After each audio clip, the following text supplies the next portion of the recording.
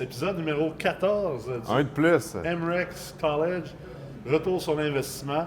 Donc, je m'appelle Nicolas Herré, je suis le PDG de la MREX, mon acolyte. Kevin Pepin, conseiller à l'Amrex, investisseur immobilier. Excellent. Aujourd'hui, on a un invité de choix. Yes. On a Maître Mélanie Chaperon, qui est avocate en droit locatif, professeure aussi en droit locatif dans le cours AM 1001 du certificat sur l'entrepreneuriat immobilier au MREX College. Exact. Mélanie, maître, Bonjour. comment ça va? Ça va bien, vous? Bienvenue à l'épisode. Merci.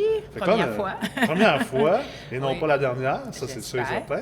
certain. Donc aujourd'hui, on a beaucoup de sujets à parler avec toi parce que Dieu sait que d'avoir accès à une avocate en droit locatif, c'est de grande précieux. valeur. Puis il y a beaucoup Oui. de questions. Les gens ont toujours 100 000 questions, là, justement, quand tu viens dans nos différents forums et vrai. nos événements. Fait qu'aujourd'hui, on s'est dit, on va faire un petit méli-mélo, on va se promener d'une question à l'autre, d'un sujet à Parfait. l'autre. Et on va essayer de répondre au plus de questions Démystifier. possibles. Démystifier, c'est clair. Oui, parce qu'il n'y a pas 100 millions de réponses. Non. Il y en a plusieurs, mais il n'y en a pas 100 millions, donc... Il y a 100 millions de cas, par exemple? Oui, absolument, c'est sûr. C'est vrai. Fait que là, depuis quelques semaines, là, on est beaucoup dans le cannabis. Fait que C'est là, vrai. ça parle de potes, de weed dans les logements. Ouais. Là, tout le monde en fait un grand plat.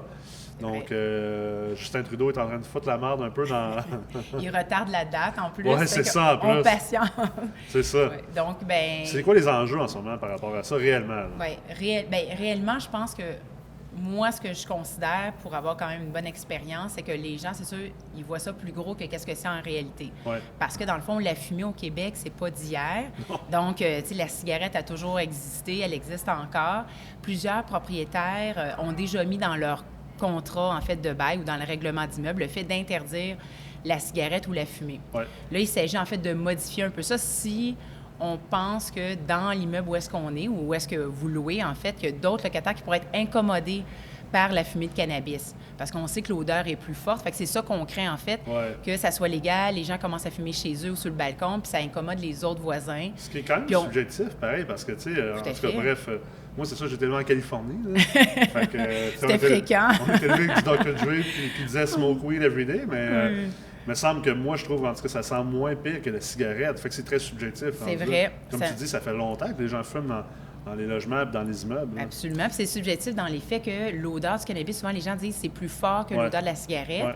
Mais tu sais, dites-vous que les propriétaires qui ont déjà interdit la fumée de cigarette, c'est juste de modifier en fait la clause pour dire, bon, on interdit la fumée de cannabis, malgré qu'il y a plein de propriétaires qui m'ont dit, mais Chaperon, moi j'ai des logements à Montréal-Nord ou à Sorel, je peux pas interdire la fumée, peu importe, Ouais. parce que j'aurai plus de locataires. Fait que, tu sais, il Ouais. faut prendre conscience qu'on peut pas interdire nécessairement quelque chose qui fait qu'on va perdre nos clients, parce que, comme je dis souvent, les locataires, c'est nos clients. Ouais. Fait que là, il faut faire attention. Puis je dirais que la crainte qui est plutôt fondée, mais encore un peu exagérée, c'est au niveau de la production. Oui. Parce que la loi dit bien que chaque logement va pouvoir avoir 4 plans. Donc, les gens disent, OK, c'est beau en juillet ou lorsque la loi va être adoptée en août, les gens vont avoir 4 plans. Ça va, mais à l'automne, à l'hiver, ils vont rentrer leurs plans. Et là, est-ce qu'ils vont garder 4 plans puis ça va être correct? Ou ils vont augmenter le nombre de plans et là, ils vont utiliser plus d'électricité. Donc, le propriétaire qui paye l'électricité, il est inquiet Ouais. parce qu'il dit « ma facture va grimper Ouais. Ensuite de ça, on dit, bon, s'il ne met pas suffisamment de chauffage ou trop de chauffage, est-ce qu'il va y avoir une condensation puis on va avoir un problème au niveau du gyps? Ouais. Donc, Au niveau de la moisissure. moisissure, exactement. Puis, si on a ce problème-là, bien souvent, même si on l'a dans un logement, bien ça peut affecter d'autres logements. Fait que c'est ça, dans le fond, c'est notre investissement qu'on craint un peu. C'est-tu vraiment des Mais est-ce que c'est arguments- fondé? C'est-tu fondé? Parce que, tu sais, on va dédramatiser un peu. Là. On n'est Oui. pas à TVA ici, là, ni à LCN. Tout à fait, exact. Mais, tu sais, 4 plans de cannabis, là, tu sais, je veux dire, moi, je connais des gens qui ont 30 plans de n'importe quoi en ce moment dans leur logement, dans leur 4,5. On dirait une jungle quasiment. Puis je suis déjà rentré dans des immeubles que, tu sais, des gens de différentes cultures qui sont super forts là-dessus. Puis tu rentres, puis tu te dis, aïe, c'est quasiment la savane ici. Là. Exactement. C'est-tu vraiment différent? C'est exactement ça que j'ai répondu à certains de mes clients qui m'ont appelé récemment parce Ouais. que justement, la crainte est fondée, mais la hauteur de la crainte n'est peut-être Ouais. pas justifiée. Là. Moi, je dis, écoutez, vos locataires ont déjà des plantes chez eux, Ouais. ont déjà 5, 6, 7, 8 plantes. Ouais. Est-ce qu'ils utilisent plus d'énergie? est-ce que vos murs sont, Sont en train de s'effriter. sont humides, sont condensés? Non. Fait que moi, je fais vraiment la corrélation entre les plants de pot, qui est une plante, et les plantes normales. Ouais. Donc, puis il y a des gens, même, je dirais, qui sont moins instruits des fois, qui pensent même qu'il y a une odeur qui va se dégager du plant de pot. Ah ouais? Donc, je pense que ça va affecter les autres. Moi, je suis comme, non, il n'y a pas d'odeur. Tu sais. Je veux dire, on mais s'entend, c'est correct, on n'est pas là. Je suis pas là pour défendre les gens qui veulent fait. faire ça. Moi non plus. Je suis pas là pour il faut juger quand même non être plus. réaliste. Mais c'est ça, il faut être réaliste. Puis si on va en faire un plat, puis si on va en faire un champ de bataille, mais assurons qu'on s'en va à la bataille pour les bonnes raisons, puis qu'on ne s'en va pas juste à une croisade parce que notre religion ou notre nos croyance, convictions, nos valeurs, convictions qu'on n'a jamais remis en question, font juste pas nous diriger vers une bataille un peu perdue ou un peu illogique. Là, exactement, mais tu sais, pour la fumée, je dirais qu'au niveau du cannabis, comme je disais, ça peut être subjectif. Ça, c'est clair. C'est comme des repas. Des fois, les gens disent « Ah, ils font de la cuisine indienne, ça m'indispose, ça. Ouais. » Ça peut t'indisposer, mais s'il fait ça une fois par mois, une fois par semaine, c'est pas grave. Je comprends que la fumée sondaire, c'est hein. mauvais pour la santé. Je comprends. Puis moi, je veux dire, je serais le premier à vivre dans un logement. C'est sûr, je choisirais un immeuble sans fumée. Là. Mais effectivement, il y a des immeubles qui sont avec fumée, que tu n'as pas le choix parce que c'est ça le quartier ou c'est ça la gamme de clients. Exactement. Pour les propriétaires ou les investisseurs, est-ce qu'il y a une date limite? Ou est-ce qu'ils doivent faire quelque chose, faire signer les locataires? Parce qu'en fait, tous les baux qui sont du 1er juillet au 30 juin, dans le fond, la date limite, c'est le 31 mars, d'accord? Mais si les baux sont de 1 an, mais que c'est 1er août, 1er septembre, c'est toujours 3 mois à 6 mois avant la fin du bail. La plupart du temps, les propriétaires l'envoient plutôt juste 3 mois avant la fin du bail, d'une période de 1 année. Mais c'est sûr qu'il faut qu'ils soient alertes à l'effet qu'il faut qu'ils modifient leur bail avant, justement, que le délai soit écoulé. Sinon, il faut qu'ils attendent une autre année pour modifier le règlement d'immeuble. Qu'est-ce qui arrive pour le propriétaire qui n'a pas pensé ou qui a oublié? Le bail signé, y a-t-il une manière de... Est-ce qu'il pourrait créer un annexe? Et c'est ça. Moi, ce que je suggère, dans le fond, aux propriétaires, ceux qui ont justement passé le délai ou du 31 mars pour les baux réguliers, là, ou même ceux qui disent, bien là, c'était, mettons, le 1er août, 1er septembre, peu importe, puis on a passé le délai, mais c'est de mettre une affiche dans l'immeuble pour dire, écoutez, interdit la consommation de cannabis intérieur, extérieur de votre logement. Par contre, comme je dis, le règlement n'est pas valide. Vous pouvez l'indiquer. Comme la location court terme, j'avais déjà un peu parlé, mais on en parlera tout à l'heure. Là. Mais c'est la même chose, fait qu'on peut l'indiquer, mais le règlement, en fait, il n'est pas valide. Par contre, comme j'ai déjà mentionné dans le passé, si c'est pas interdit et qu'il y a des gens qui fument la cigarette, qui fument le cannabis ou qui font toute autre chose qui nuit aux autres, puis qu'on a une preuve que c'est une nuisance importante, bien, on peut quand même envoyer une mise en demeure et demander la résiliation du bail ou en discuter avec le locataire problématique. Pour perte de jouissance. Puis... Exactement, même si le règlement n'existe pas. Sauf que le règlement nous aide dans une démarche de problème justement de jouissance paisible des lieux ou que d'autres locataires se plaignent pour dire on a essayé de prévenir justement le coût, là. Pas être ça va poursuivi. probablement régler 90% des cas parce que même si tu mets cette affiche-là dans l'immeuble, c'est pas illégal de mettre l'affiche dans l'immeuble. Puis la plupart des gens vont juste dire OK, bon, mais regarde, je vais le respecter. C'est sûr qu'à un moment donné, tu dois avoir un nono. Chaque immeuble doit avoir un nono qui est plus fin que les autres, qui va dire un peu. Le King's Block. Lui qui c'est ça, le king du bloc, là, lui, il va à toutes les rencontres de la frappure. Puis il cogne aux portes, puis il dit avec sa chaudière, puis c'est ça, fumons. Puis ils ont toujours un beau-frère qui est avocat sur le plateau. Là. Oui, mais qu'on connaît pas son nom. C'est ça. Donc, mais tu mentionnais 4 plans par logement, mais il n'y a pas des critères à respecter pour qu'un locataire puisse pouvoir faire pousser de la marijuana? Non, mais dans le sens que la loi va permettre, en fait, 4 plans par logement. Puis, dans le fond, la loi fédérale le permet. Là, après ça, c'est sûr que je n'avais parlé déjà dans une de nos conférences, là, dans le fond MREX. Mais, en fait, au niveau de la hauteur, il n'y a pas de réglementation. Mais, puis au niveau du nombre, c'est 4. Mais la province, et la municipalité pourrait réduire le nombre. Ça veut dire, pourrait dire un plan par logement, pourrait dire telle hauteur maximum. La province pourrait aussi réglementer. Mais pour l'instant, si on s'en tient à la loi fédérale, 4 plans par logement. Donc... on verra, là... Puis, tu sais, là, on est dans le droit locatif, puis ça reste que nous, on est des gars d'ingénierie financière à la base. Fait qu'on en avait parlé dans la conférence au Forum des investisseurs de l'AMREX. Oui, tout à fait. Tu sais, moi et Kevin, on est allés à Denver au mois de février parce que j'étais en conférence là-bas. Puis, justement, on a pu voir un peu un marché où le cannabis a été légalisé, puis voir comment que ça a eu... Qu'est-ce que ça a eu comme effet sur le marché, puis... Tu sais, oui, c'est un grand enjeu en ce moment au niveau des règlements d'immeubles et tout ça, mais je pense que c'est pas tout négatif. Puis il y a même quelque chose pour les gens qui écoutent en ce moment. Là, qui sont La légalisation du cannabis. Oui, il y a des gens, des propriétaires en ce moment qui écoutent, s'ils sont wise un peu, là, ce qu'on a remarqué à Denver, c'est que les immeubles qui sont proches des restaurants qui sont ouverts à 24 heures, bien, tout d'un coup, les loyers augmentent. La demande pour ces immeubles-là augmente au niveau des locataires parce que les locataires fument les joints tard le soir, souvent. Exact. Puis ils ont la dalle, ils ont un food craving, ils ont le goût d'aller manger. Fait que... Moi, je pense qu'il va y avoir une nouvelle opportunité, en fait, pour les propriétaires. On va même, quitte à la limite, à créer des logements pour pour les fumeurs de cannabis. Place Ganja, 80 logement Ganja.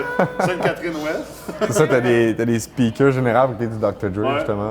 C'est vrai que ça pourrait faire ça, mais en plus, je pense, pour les investisseurs immobiliers, la combinaison qui pourrait être faite, c'est ceux qui achètent du semi-commercial. Ça pourrait être justement, parce qu'on s'entend que les commerces de détail vont arriver, les cafés au niveau là, de la variété du pot et tout ça, ça va arriver, là, du cannabis. Fait que je pense qu'il pourrait y avoir une combinaison d'eux, ou même, comme vous disiez, une proximité au niveau des immeubles qui vont permettre justement, en tout cas, la fumée et des commerces de restaurants. Fait que oui, j'aime le... Acheter un immeuble avec un rez-de-chaussée commercial, tu mets un restaurant 24 heures. Ça peut être... oui, puis... donc, ça peut être bénéfique, là. Puis on s'est rendu compte même qu'aux États-Unis, tu sais, comme à Denver, ce que les gens nous disaient, c'est... l'arrivée du cannabis a quand même eu un effet très positif sur l'économie de la ville. Et j'espère l'économie du Canada aussi. Espérons, là. C'est ça le but. Là. Pour pas que ça soit tout mauvais non plus. Oui. Et l'économie de la ville était super intéressante. Puis également au niveau de la criminalité. La criminalité dans certains endroits a descendu, a baissé. Parce que je veux pas, le monde sont oui, c'est vrai, ils sont plus gelés, calmes, sont sont plus drôles, ben sont... oui, OK, oui, c'est vrai. Fait que peut-être que, oui, tu vas avoir à dealer avec plus de fumée, mais moins de chicane de locataires. Le monde va être tout à fait. peace and love. Oui, c'est vrai, c'est pas bête. Fait que non, il faut voir ça positif. Il faut évoluer ici dans le marché où est-ce qu'on vit. Donc, c'est dans le fond, le propriétaire, il y aura comme un petit peu un choix à faire. Est-ce que je veux un immeuble non-fumeur selon le quartier où est-ce que je choisis ou sa clientèle, versus ceux qui vont accepter que ça soit fumeur, bien, peut-être se jumeler justement à, comme tu disais, des restaurants ou des commerces. Ou même en faire profiter justement que son immeuble soit non-fumeur. Fait il faut voir quelque chose de positif dans cette évolution-là. Faire construire un cabanon sur la cour en arrière et dire, regarde, ça c'est la hutte. Si vous voulez aller fumer, vous voulez faire pousser vos plants. Oui, c'est une bonne idée. Parce que des fois, il y en a qui disent, écoutez, on a choisi un immeuble fumeur parce que, mettons, ma blonde, mon chum fume, mais moi, je fume pas. Puis en même temps, ben, tu sais, de construire justement un endroit comme ça serait génial, là.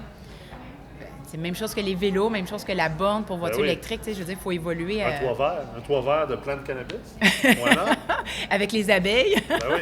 Ça revient au fait que, je pense qu'il faut faire attention quand on veut réussir en investissement immobilier, il faut faire attention de ne pas tomber dans le négativisme, puis la peur, puis tout ça. Puis, regarde, si le cannabis arrive, on n'a pas vraiment le choix de dealer avec. Tout à fait. Fait que je pense que la meilleure solution, c'est comprendre les lois, comprendre les règlements, mais également essayer de trouver des manières positives, puis de transformer ça en quelque chose qui va nous avantager comme c'est ça un entrepreneur, ultimement. Exact. Un entrepreneur. Un immopreneur.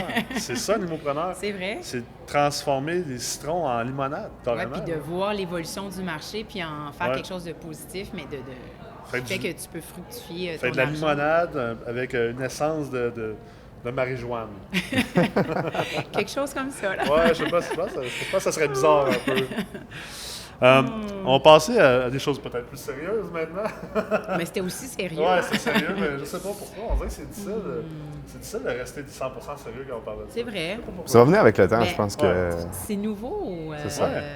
On le sait que ça a toujours existé, mais comme je disais à d'autres de mes clients, c'est comme l'alcool, dans les années 20, était illégal. Là, la prohibition, après la prohibition. C'est ça, exact. Le jeu était prohibé aussi. Toutes ces choses-là sont devenues légales tranquillement, puis ça nous a, surtout avec nos mœurs au Québec, ça nous a pris du temps avant de dire, jouer au jeu à l'argent dans un casino, c'est un peu mal vu au début. Là, c'est presque bien vu. L'alcool, on s'entend au début, c'était aussi mal vu. Puis maintenant, aller à la SAC, avoir sa carte de points, tout est normal. Puis on dit pas, moi, je veux un immeuble sans alcool. Bien, exactement. Parce que les alcooliques sont dangereux, puis je veux pas qu'ils battent leur femme ou qu'ils battent leur conjoint. Fait qu'il faut, dans le fond, laisser le temps aussi aux gens, de leur donner des outils comme on fait aujourd'hui, mais d'évoluer avec cette nouvelle chose-là. Absolument. Fait qu'on va parler un petit peu maintenant de tout le concept nous, on pousse beaucoup l'importance de trouver des immeubles qui sont optimisables, on peut augmenter les loyers, descendre les dépenses. Souvent, il y a un enjeu majeur dans cette gestion de changement-là. L'enjeu, c'est des fois, c'est soit d'augmenter le loyer pour des locataires qui sont déjà en place ou carrément de faire en sorte que le locataire, finalement, s'en aille, change d'immeuble. Ouais. Fait que, comment, toi, tu vois ça comme avocate en droit locatif? Tout ce concept-là, exemple, d'acheter un immeuble, puis on veut que les locataires partent pour différentes raisons. On peut faire le ménage pour optimiser, dans le fond, son bien. Là. C'est ça. Ouais. Puis le concept de payer les locataires pour s'en aller. Payer les locataires pour ça. Bien, moi, je le vois, c'est sûr, quand même assez fréquemment par mes clients qui viennent me voir et me dire « Mélanie, j'ai acheté cet immeuble-là où il y a 1 an, il y a 6 mois, où je veux acheter cet immeuble-là. » Puis là, ils préparent leur offre d'achat avec le courtier immobilier à condition de résilier les bails. Mais le propriétaire actuel, ça ne fonctionne pas, sa négociation. Fait que là, ils savent qu'ils achètent, mais ils vont avoir une négociation à faire. Et là, comme on dit, c'est l'enveloppe, là, le full enveloppe, dans le sens qu'il faut offrir un montant d'argent au locataire. La fameuse quittance. Mais la fameuse quittance, exactement ce mot-là. Mais moi, que j'appelle une entente de résiliation de bail avec le locataire. Puis, dans le fond, il y a plusieurs volets à ça, mais dans le fond, c'est toujours l'entente de résiliation de bail ou la quittance avec une somme d'argent. Mais avant, il faut être préparé. Puis tantôt, vous parliez de personnalité, en fait, pour ceux qui vont écouter toute la capsule, là. Mais vous parliez de personnalité, puis c'est là qu'il faut s'informer. Donc, le propriétaire actuel, de qui on achète, il faut savoir c'est qui ce locataire-là. Ça fait combien de temps qu'il est là? Il a quel âge? Y a-t-il une famille? Y a-t-il des enfants? C'est quoi son point sensible? Pourquoi il veut rester ou pourquoi il veut rester? Combien il paye? Qu'est-ce qui le retient là? Où est-ce qu'il travaille? Est-ce qu'il travaille à 30 km de là ou il travaille à pied d'ici, donc il est plus attaché? Ses enfants vont à quelle école? Financièrement, est-ce qu'il est capable d'accepter une augmentation? Des fois, c'est pas toujours... c'est pas qu'il veut pas l'accepter, c'est peut-être financement, il n'est pas capable. C'est ça, parce que des fois, on danse sur 2 points. On danse sur le point qu'on veut mettre quelqu'un... Bien, on veut, en fait, que le locataire parte pour rénover. Donc, on veut vraiment qu'il parte puis donner un montant d'argent. Mais il y a des fois qu'on va juste faire de l'esthétique puis augmenter le loyer. Fait que là, moi, je suis dans l'optique, mettons, qu'on veut vraiment qu'il parte, mais il faut connaître le locataire avec qui on va transiger ou les locataires, parce que des fois, ils sont 2-3 sur le bail, là. Donc, il faut savoir à qui on s'adresse. C'est ça en négociation. Et là, c'est de jouer le jeu aussi de l'empathie. Puis, c'est pas tout le monde qui l'a. Quand on parlait de personnalité, il faut être empathique quand on a un immeuble. Si on ne l'est pas, bien, on dit à son partenaire ou à son gestionnaire ou à son courtier immobilier de le faire à sa place. Ou à un avocat ou une avocate comme moi de le faire. Parce qu'il faut être empathique, il faut se mettre dans la peau de l'autre. Puis quand on a les caractéristiques du locataire avec qui on va discuter, là, on a un certain pouvoir parce qu'on dit « OK, je sais que tu aimes ça, ça, ça, puis que ça, tu n'aimerais peut-être pas ça, mais nous, on est prêt à te faire une offre de tant de dollars. » Là, c'est sûr qu'on ne commence pas avec l'offre maximum qu'on est prêt à débourser parce que tout le monde aime négocier. Moi, je pensais que c'était juste dans le nord de l'Afrique que les gens aimaient négocier, mais tout le monde aime négocier, en fait. Fait qu'il faut commencer avec une offre qu'on sait qu'on peut jouer un petit peu. Fait que c'est comme ça qu'on devrait faire une entente de résiliation de bail ou une quittance, comme tu dis. Super. De l'autre côté, si, admettons, qu'on veut juste faire de l'esthétique dans le logement et qu'on veut augmenter le loyer, ça veut dire qu'on veut maximiser nos loyers, là, c'est une autre forme de négociation qu'on va faire avec le locataire. Ça veut dire qu'on sait qu'on va faire des travaux d'esthétique, il n'est pas obligé de partir, mais on veut augmenter substantiellement. Fait que donc, on demande quand même l'information avec qui on va parler, avec qui on va discuter comme locataire. D'accord? Puis après, on fait une visite des lieux, puis on dit qu'est-ce que tu aimerais, même si vous avez déjà un plan, parce que vous l'avez visité, vous avez fait une offre vous avez sûrement fait une inspection pré-achat, vous avez fait un prix d'achat, vous savez combien vous avez payé votre bien, puis vous savez déjà, je vais faire ça, ça, ça, mais vous devez demander quand même au locataire parce que quand on négocie, on veut être 2 pour danser le tango, puis on veut que l'autre ait un pouvoir décisionnel pour que la négociation aille mieux. Fait qu'on dit au locataire, qu'est-ce que tu aimerais dans ton appartement? Pour pas qu'il se sente souvent, il va nommer... Exactement. Puis souvent, il va nommer des choses que vous avez déjà pensées en tant que propriétaire. Fait que là, on est gagnant-gagnant. Puis des fois, on ajoute quelque chose, on dit, regarde, on s'entend, je te fais ça, ça et ça. Puis on s'entend pour 100 $ de plus par mois, puis pas dans 1 an et demi. 100 $ de plus par mois à partir du 1er juillet ou à partir du renouvellement pour que ça soit fait de façon courte. Puis il y a une dernière chose que j'aimerais ajouter, puis peut-être qu'il y aurait des questions, mais c'est aussi le fait qu'il faut toujours penser que quand on achète un immeuble, il y a aussi le fait que ça se peut que ça soit un loyer, que ce soit un loyer de faveur. Fait que ça aussi, il faut garder l'esprit ouvert que quand vous achetez, ça se peut que vous ayez acheté un loyer ou des loyers qui étaient des loyers de faveur. Donc, ça, il faut faire attention, c'est que dès la première opportunité que vous avez d'augmenter, ça veut dire dès le premier renouvellement, il faut demander l'augmentation, ça veut dire entre le loyer que la personne paye et le loyer qui est comparable dans le même secteur. Fait que ça aussi, là, il y a toujours l'histoire du délai. Le loyer de faveur, on parle, par exemple, mettons, le fils du propriétaire ou exactement. le neveu ou ça peut être la le nièce. neveu, ça peut être une succession que vous avez eue, en fait, en héritage, mais c'était mal géré. Ça peut être un ami. Ça se peut aussi que vous avez acheté un immeuble et qu'il y a eu une déclaration du vendeur disant, écoutez, c'était mes enfants qui avaient ces logements-là et j'ai toujours chargé 300, 400 $ par mois, même si ça vaut 900. Ouais. Et là, je le vends, mon immeuble, je suis plus capable. Donc, on sait que c'était des loyers de faveur. Et là, dès la première avis d'augmentation, donc entre 6 mois et 3 mois avant la fin, c'est un bail d'1 an, il faut augmenter. Et là, on augmente de 200-300 $. Est-ce qu'ils peuvent refuser dans ce temps-là? Ils peuvent refuser. Là, le débat va se faire à la Régie du logement. Okay. Absolument. Mais il faut être alerte qu'on a comme 3 choix. Soit l'enveloppe, la quittance, soit qu'on fait des travaux puis on augmente substantiellement, ou soit qu'on dit, on est dans un cas de loyer de faveur. Fait que, puis la Régie du logement, ils voient ça comment, le loyer de faveur? Est-ce qu'ils sont... Ils sont assez ouverts, je dirais. Ah ouais? Je dirais il y a quelques années, donc 4-5 ans, ils n'étaient pas encore très à l'aise avec cette notion-là, mais il y a eu de plus en plus de cas parce que il y a de plus en plus de cas de succession ou de transmission de logements, puis qu'on se rend compte que les logements sont vraiment pas chers. Ouais. Excusez-moi. Et on se rend compte qu'en fait, c'était les enfants des propriétaires, la femme de la nièce, tout ça, mais des gens proches du propriétaire et qu'ils bénéficiaient d'un logement, d'un loyer de faveur. Comment ils voient ça, la régie? Quand, en fait, on arrive avec des comparables, soit par un évaluateur agréé ou soit par un courtier immobilier, dire, regardez, j'ai fait ma recherche, j'ai regardé sur Kijiji, les PAC, il y avait des logements beaucoup plus chers pour la même valeur, situés au même endroit, même quartier, même distance du métro, par exemple, et l'évaluateur agréé ou le courtier immobilier doit venir témoigner à la Régie du logement pour démontrer que c'est réel. Alors là, oui, la Régie du logement accorde au propriétaire l'augmentation substantielle pour aller à la valeur marchande, en fait. Fait que c'est plus favorable nécessairement pour les propriétaires si le propriétaire est bien préparé. Exactement. Ouais. Ça, c'est vraiment important. Concernant les ententes de modification en cours de bail pour un investisseur qui veut augmenter le loyer pour faire des rénovations dedans, il y a vraiment, on a remarqué qu'il y a une désinformation sur le marché, même à travers les médias, même certains journalistes qui parlent de la régie comme si elle réglementait ou si c'était un organisme de réglementation d'augmentation de loyer unique. C'est le barème d'augmentation qu'il faut la respecter. Exact, mais en réalité, ce qu'il faut comprendre, c'est que c'est une recommandation que la régie émet. Absolument. J'aime que tu le précises, Kevin, parce qu'effectivement, c'est une recommandation. Et l'année passée, je ne sais pas si vous vous rappelez, mais il y a eu une tollée donc en janvier-février 2017, parce qu'en fait, c'était l'ancienne présidente de la Régie du logement qui avait décidé justement de ne pas divulguer justement ces taux-là parce que ça a toujours été une recommandation. Ouais. Mais les gens, en fait, surtout les associations de locataires, le FRAPRU, d'autres que je ne vais pas nommer, là, mais qui me viennent en tête, eux, en fait, considéraient ça comme vraiment les taux officiels.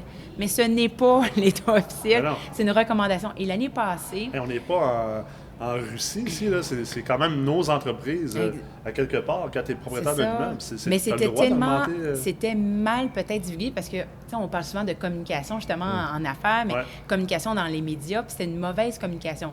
L'année passée, ils ont rebroussé chemin. Finalement, ça a monté jusqu'au premier ministre du Québec. Donc, ils ont rebroussé chemin, en fait, bien sûr, la Régie du logement, et ils ont donné des recommandations en mars 2017, mais ça reste des recommandations. Cette année encore... C'est encore plus clair cette année, je pense, que les années passées. Ils ont fait des tableaux, des recommandations pour dire, écoutez, si vous voulez éviter de faire le calcul qui est un règlement du Québec, donc si vous voulez éviter de faire tout le calcul avec vos chiffres, on vous recommande 0,9, 1 2 2,4 selon le type d'immeuble que vous avez chauffé, pas chauffé, électricité compris.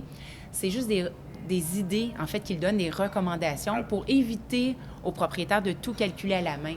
C'est simplement ça. Donc, c'est bien qu'on réitère ça, là. On revient à la quittance tantôt, là, parce qu'on en parle beaucoup. C'est quand même un sujet... C'est un sujet super important. Oui. Puis, qu'est-ce qui arrive? Exemple, j'achète un 12 logements, je réussis, mettons, le 12 logements, je veux le vider parce que je vais le stripper au grand complet. Les loyers étaient juste à 500, puis je pense qu'ils sont d'être à 1500, mais j'ai beaucoup d'argent à mettre dans l'immeuble. Et je réussis finalement à prendre une entente de réalisation de bail avec 11 sur 12 locataires, mais j'en ai un. Lui, là, la quittance, il n'y a rien à faire. Il résiste. Puis il résiste. Puis lui, il décide qu'il m'emmène à la Régie du logement. Puis j'ai tout essayé. Là. Écoute, j'étais rendu à y offrir beaucoup, 15 000 beaucoup trop d'argent. Ouais, c'est ça, 15 000 là. Puis les gens rient, mais il y en a des cas, exemple à New York, quand j'étais en conférence l'année passée, il y a un propriétaire qui m'a expliqué que ça a coûté 15 millions de dollars sortir quelqu'un d'un 3,5. Fait que si les gens pensent là, qui nous écoutent en ce moment que la régie du logement, c'est difficile, puis que c'est difficile au Québec, là, il y a des endroits où c'est beaucoup plus difficile. Mais bref, pour revenir à ce cas-là, tout à fait, qui arrive. Qu'est-ce qu'on fait? On s'en va en cours, on s'en va à la régie du logement? On fait quoi? Bien, soit qu'on le tolère, c'est la première solution, là, on décide de le tolérer. Ouais. Deuxième chose, si on a déjà l'idée de tout transformer, parce que tu dis tout le monde est sorti les 11, on strip, on refait des logements. Mettons, je refais l'immeuble à 89%. Exactement. Donc, là, pour, deuxième option, si on ne laisse pas tomber, là, on envoie un avis de travaux majeurs. Un avis de travaux majeurs dit que si on veut faire des travaux majeurs dans un appartement, ça veut dire qu'il faut évacuer la personne. Il faut l'aviser 3 mois avant. Dans son cas, c'est ça qu'on ferait, mais un avis de travaux majeurs, pourquoi que certains propriétaires ne l'utilisent pas, c'est qu'on doit payer le déménagement et le réaménagement et que le locataire a le droit de réintégrer les lieux. Au même loyer. C'est le maintien dans les lieux. Au même loyer, sauf bien sûr à la période de renouvellement de bail. Ça veut dire, admettons qu'on envoie l'avis de travaux majeurs, on dit à partir de, 1er octobre, on envoie l'avis de travaux majeurs vraiment dans la bonne période. Le locataire, dans notre exemple, mettons, ne conteste pas. Il part le 1er octobre. On lui a payé tout le déménagement de ses biens ou l'entreposage. Il va habiter ailleurs pendant 3 mois. On doit payer la différence de loyer entre son loyer actuel et le loyer qu'il doit payer pour aller ailleurs, vivre ailleurs. Et on doit payer son réaménagement après 8 ou 12 semaines de travaux majeurs. Mais là, il revient dans un logement qui est complètement rénové. Exact, au même loyer pour une certaine période. Donc, moi, les stratégies que je donne à mes clients, c'est les baux du 1er juillet au 30 juin. On essaie de faire toujours les travaux en automne. Ça veut dire de octobre à décembre. Pourquoi? Parce qu'on sait que cette année, en 2018, les travaux vont compter pour notre année d'augmentation 2018. Donc, dès janvier 2019 ou février, là, lorsqu'on envoie notre avis d'augmentation, on dit « Parfait, j'ai mis 25 000 $ dans ton logement. Et comme ça a été fait en 2018, j'ai le droit de t'augmenter dès le 1er juillet 2019. Et c'est là qui va payer l'augmentation. OK. Puis l'augmentation va être beaucoup plus élevée. Va être salée, c'est sûr. Oui. Parce que 25 000 dans son logement à lui tout seul, c'est pas dépense majeure à l'immeuble. Ça se défend à la régie du logement. Parce Absolument. Il donne, cette année, c'est 2,4 Donc, les dépenses de 2017, cette année, il donne 2,4 Donc, mais c'est tout encore là, c'est une recommandation. Mais 2,4, ça, c'est la loi. Mais quand même, dans le sens qu'il y a tout un tableau, mais on le sait qu'on a 2,4 que ça prend quelques années à récupérer son... mais tout se négocie parce que quand on fait le calcul, on peut déjà dire au locataire, dans la stratégie numéro 3 là, de ce que je viens de dire, c'est vous dites au locataire, écoutez, même si tu ne veux pas sortir tout de suite ou par toi-même, moi, je vais faire un avis de travaux majeurs. Et vu que j'ai fait les 11 autres ou que je suis en train de faire les 11 autres, c'est sûr que la régie va comprendre que c'est notre entreprise et qu'on est là-dedans. Fait que c'est pas de sortir un parmi tant d'autres. C'est ça notre stratégie. On rénove tout l'immeuble. Donc, la régie, à 90 va accorder les travaux majeurs. Et là, on se dit au locataire, écoute, regarde, 25 000 ou 30 000 que je mets dans ton logement. Souvent, c'est plus que ça en passant. Mais ça va te faire une augmentation de 70 $ par mois ou de 100 $ par mois. Alors que là, le locataire, des fois, il n'est pas capable d'absorber ça. Alors que là, en ce moment, je t'offre, regarde, je t'offre de déménager. Une enveloppe. Je t'offre une enveloppe de X milliers de dollars. Fait exact. C'est là qu'il faut être bon négociateur. C'est ça, il faut être bon négociateur. Il faut connaître la personne avec qui on négocie. Et même si la personne a droit au maintien dans les lieux, de déménager en octobre et de réaménager en décembre, c'est pas super. Non. Donc, tu pars en octobre, bon, il n'y a pas encore la neige, mais c'est quand même frais, et tu reviens en hiver. Même si tu reviens dans ton logement, c'est pas génial. Puis pour le propriétaire, en tant qu'entrepreneur, moi, c'est sûr que je conseille ça, pas pour faire suer le locataire, c'est pour être sûr que nos dépenses de l'année soient comptées dès l'augmentation, pour pas attendre 1 an et demi pour être augmenté.